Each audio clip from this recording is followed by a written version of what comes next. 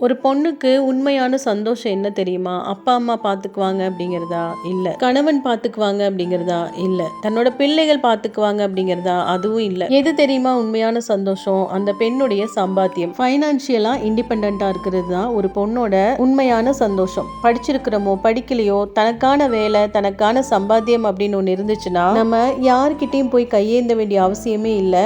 யாருக்கிட்டையும் நம்ம அவமானப்படவோ உதாசீனப்படவோ அவசியமே இருக்காது. எப்பவுமே ஒருத்தரை நம்ம டிபெண்ட் பண்ணியே இருக்கும்போது அந்த இடத்துல சின்ன சின்ன அவமானங்கள், சின்ன சின்ன உதாசீனங்கள், கேவலங்கள் எல்லாத்தையுமே சந்திச்சிருப்போம். நம்மவங்க தானே சொன்னா சொல்லிட்டு போட்டோம் அப்படின்னு சொல்லிட்டு பல இடங்கள்ல நாம கடந்து போயிருப்போம். ஆனா அந்த வழி சாதாரண வழியே கிடையாது. ஒரு பெண்ணுடைய உண்மையான சந்தோஷம் எதுல இருக்குன்னா அவளுடைய சம்பாத்தியத்துல மட்டும்தான் இருக்கு. அவளுடைய சம்பாத்தியம் கொடுக்கிற தைரியமும் நிம்மதியையும் யாராலையும் கொடுக்கவே முடியாது. நம்ம கையில சம்பாத்தியம், வருமானம் இருக்கும்போது நாம நம்ம கணவருக்கு உதவியா இருக்கலாம், நம்மளுடைய பெத்தவங்களை கஷ்டப்படுத்தாமல் இருக்கலாம், நம்மளுடைய குழந்தைகளோட சின்ன சின்ன சந்தோஷங்களையாவது பூர்த்தி செய்யலாம். நம்ம பர்சுல இருந்து, நம்ம சம்பாதிச்ச காசுல இருந்து ஒரு 10 ரூபாய் எடுத்து செலவு பண்ணாலும் அதோட சந்தோஷமே தனிதான். நம்மளோட சம்பாத்தியத்துல நாமளும் சந்தோஷமா இருக்கலாம், நம்மளை சுத்தி இருக்கிறவங்களையும் சந்தோஷமா வச்சிருக்கலாம். பல அவமானங்கள், உதாசீனங்கள், கேளிக்கைகள்னு எல்லாத்தையுமே நிவர்த்தி செய்யறது நம்மளுடைய சம்பாத்தியம் மட்டும்தான். மொத்தத்துல ஒரு பெண்ணுடைய சந்தோஷம் அப்படிங்கிறது அவளுடைய சம்பாத்தியத்துல மட்டும்தான் இருக்கு, வேற எதுலயுமே இல்லை.